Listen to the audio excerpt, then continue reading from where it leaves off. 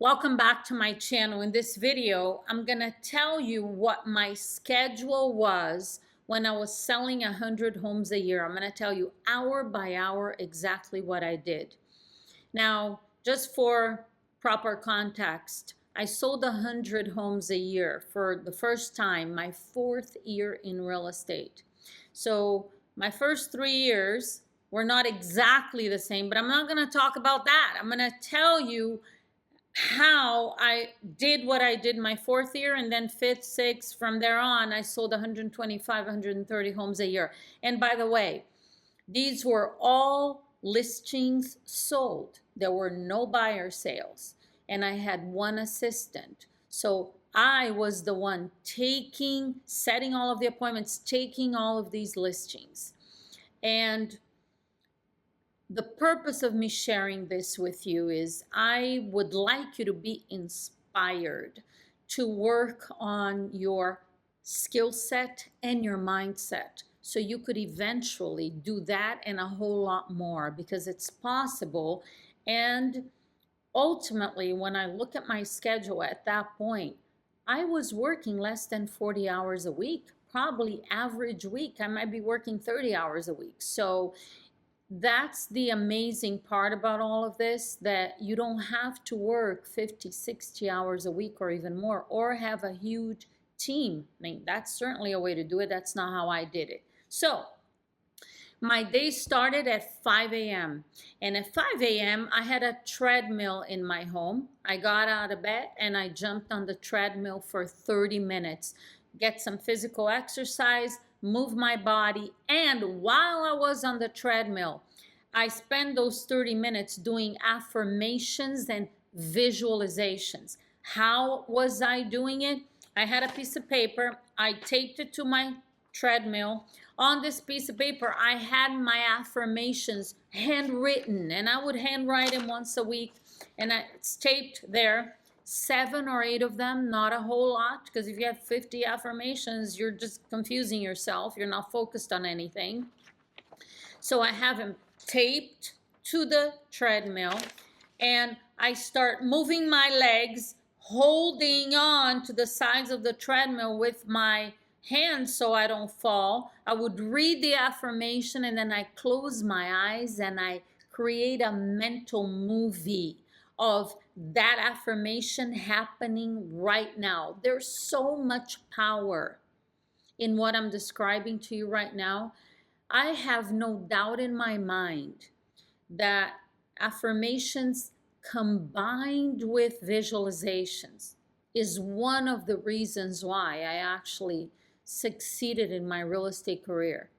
Because when you're visualizing your affirmations, and I had very few, and I had 30 minutes to visualize 7, 8 affirmations, so I could visualize them in detail. You create whatever mental movie in your mind, how things are gonna unfold, and you experiencing those affirmations as if it's happening right now. So powerful, because when you create that visualization, that mental movie, it makes you feel the excitement and the emotions of having already achieved the goals. And every every great inspirational, motivational author, speaker, successful person in history knows the power of what I'm saying to you right now. So this was a critical part of my day, first thing in the morning. And I'm just going to share with you my favorite affirmation. I take 4 well-priced listings per week. That was my favorite affirmation. I affirmed that probably for 2 years before it started to happen. So when I was affirming I take 4 well-priced listings per week, I wasn't even taking 1 listing a week. I'm affirming it. I'm visualizing in detail what it would look like. I visualized in so many different ways. I'm not going to spend time telling you about that, because you're going to create your own visualization. Bottom line, powerful stuff. At 5:30, I get off the treadmill, go take a shower, about 15 minutes, get dressed. Around 5:45, my kids, they were little and still going to school, they're still sleeping. I sit at the dining room table and I spend 1 hour working on my mindset. So from 5:45 till about 6:45, I'm having my coffee. And what would I do in this hour of mindset? I review my goals, my annual goal. I had a little binder sort of thing, and I had my annual goal there, my daily schedule. I had a lot of different motivational, inspirational thoughts and quotes. I read them every day because I needed to remind myself every day of certain things that were really important in my business, because I talk about all the time, we're bombarded with negative stuff. So you have to have this time to strengthen your mind, because that's everything. I have no doubt in my mind that I call it my pre-prospecting routine, because I got on the phone at 8 a.m. to actually make calls. So what I did with the affirmations, visualizations, moving my body, this hour of reviewing my goals, reading powerful thoughts and ideas, I would spend about 20 minutes reading a more motivational, inspirational book. So that's really how I spend my entire hour, and I did it every single day, Monday through Friday, because those were the days that I was actually working. When I was selling 100 homes a year, I wasn't working on weekends. I'm making calls Monday through Friday, and that's what I did. Around 6:45, I'd go get my kids out of bed and get them ready for school, give them some breakfast, whatever I needed to do with my kids. And until 8 a.m., that's what I was doing, taking care of my family. At 8 a.m., I got on the phone to call new expireds, the expireds for that day, only those. And on an average day, now we're talking about, my fourth year in real estate was the year 2000. I got my license in 1996. That was the first year that I sold 100 homes a year. And in the year 2000, and then 2001, 2, 3, 4, 5, we didn't have a lot of expireds. It was a very hot market. I had some every day. There were some. And I was listing, my fifth year in real estate, I listed 150 homes. 50 were expireds, 100 were FSBOs, simply because we had more FSBOs than expireds, because there was low inventory. But there, even in low inventory markets, there's still expireds out there every single day. So on an average day, it would take me maybe 20 minutes to speak with all of the new expireds. And then at 8:30, I would role play. I didn't always role play, but yeah, when I was selling 100 homes a year, I had some amazing role play partners. I mean, people that were doing the same or more than I was, and they were really skilled. And I learned a lot from these great role play partners. So the role play was about 25, 30 minutes. At 9 a.m., I would get back on the phone to call for sale by owners. Now, let me just say this. I role played Tuesday through Friday. I had no role play partners on Monday. And why? This is just a little minor detail here, because on Mondays I was calling 3 days worth of expireds. Since I had the weekend, so I had more expireds on Monday. So that would take me sometimes 45 minutes to an hour. So I didn't schedule role plays for 8:30 a.m. So Tuesday through Friday, I role played 9 a.m. 5 days a week. I'm starting on the for sale by owners. And you would always, I always did, call the newest ones first. You're not going to call FSBOs from, 3 weeks ago, because some people say that, oh yeah, after they've been FSBO for a little while, they're easier to talk to. No, no, no. I want to talk to them when they're brand new, because 3 weeks from now, a lot of them are going to be listed or sold already, and selling on their own is not in their best interest. And certainly I don't want them listed with somebody else. So I called the new ones first. And I had enough for sale by owners all of these years, starting my fourth year, to actually make calls till about 10:30.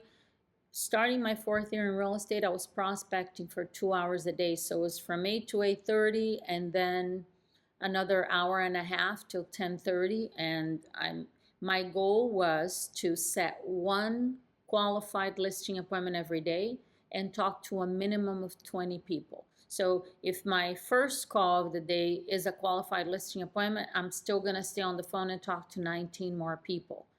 Yeah, because some days I could set 2 or 3 appointments, but sometimes my last call was the appointment. Some days I didn't set an appointment. The next day I set 2. So it varies. Number 1 goal, set 1 appointment. Number 2 goal, talk to 20 people, and do it in about 2 hours, 10 contacts per hour. So I'm done about 10:30, and then I would follow up on some of the leads I have. I never had a lot of leads. I never accumulated a lot of leads. Every day I would get maybe 2, 3 leads max. My goal was to set an appointment on the first call, was not to accumulate a bunch of leads. I don't get paid for leads. But anyway, I'd follow up on the leads that I have. Then I would send out a letter to the leads that I got that day. So if I got 2 or 3, I had a lead letter on a Word document. It was the same one for everybody. I just opened the document in Word. I type today's date. I put their name, the address. I print, I sign, I put a business card. It's just a letter following up. It was a pleasure speaking with you today, blah, blah, blah. Short lead letter in the mail. And now we may be talking over 20 years ago when I was doing this. Today, would I still send it in the mail, or would I email it to them? I would absolutely send it in the mail.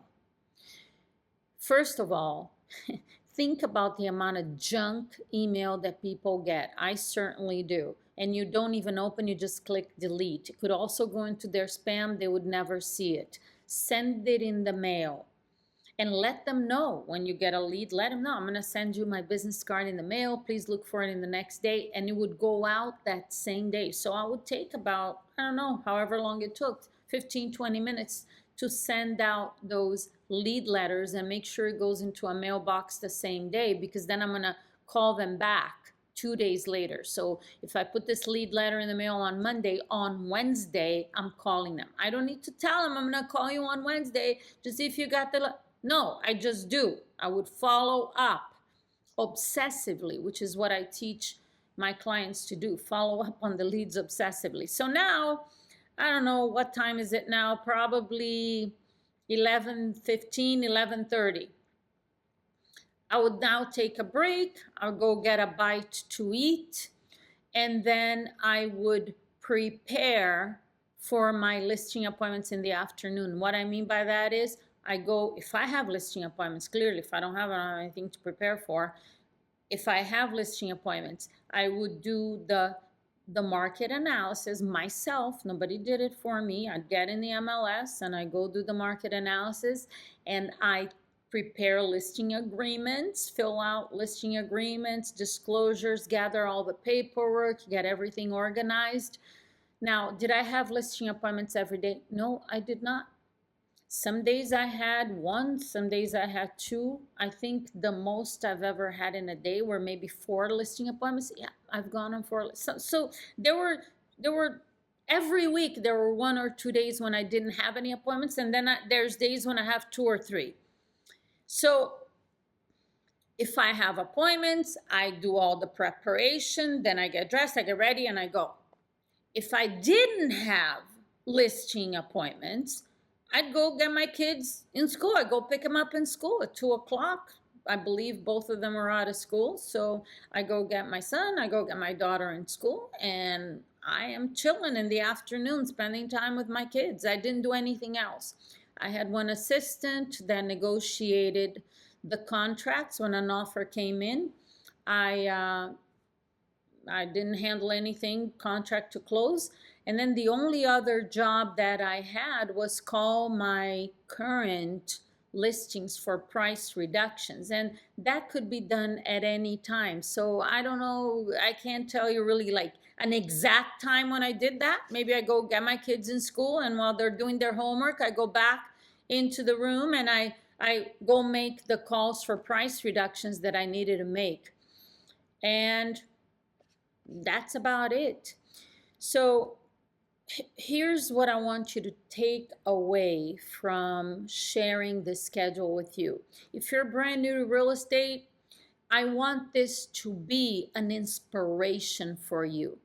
You don't have to fall into the trap of the average real estate agent out there that is working 50, 60 hours a week, and for many weeks in a row they don't even sell a house. They don't take a listing, they don't make a sale. Sometimes they go an entire month and they're putting in all this time doing sometimes what they've been told to do by their broker, by other agents, by other coaches. I don't know.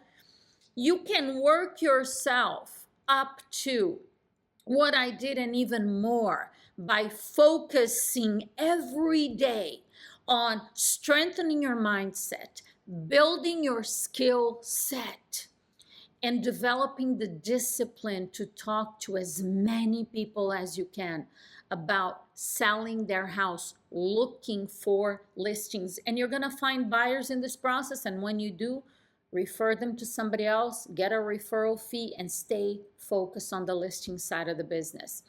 I trust this video is helpful for you. If you have any questions, make sure you put them below, your comments as well. Subscribe to the channel, click that bell next to it so you'll know when we upload new videos. Thanks for watching. I'll see you soon.